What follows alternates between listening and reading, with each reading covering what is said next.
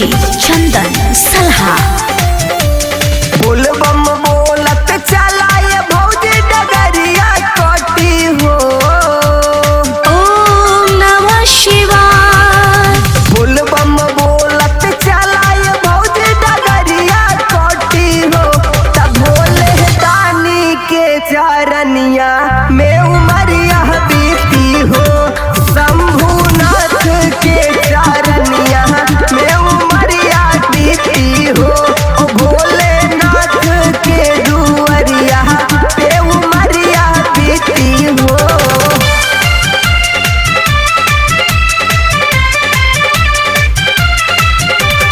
ओम नमः शिवाय। ओम नमः शिवाय।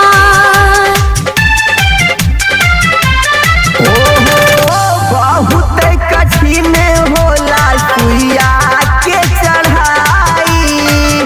बाबा जी के कृपा से आसान हो जाई।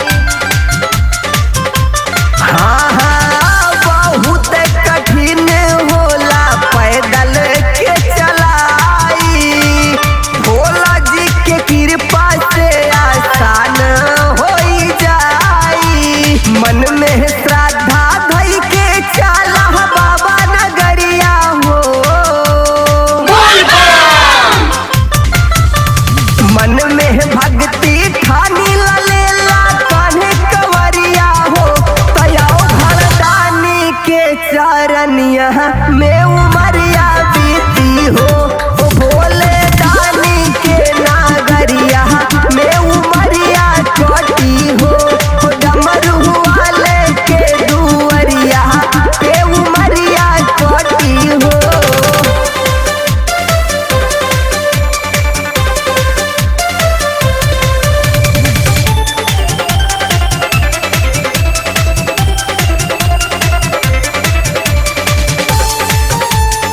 म्यूजिक बाय डीजे चंदन सलहा।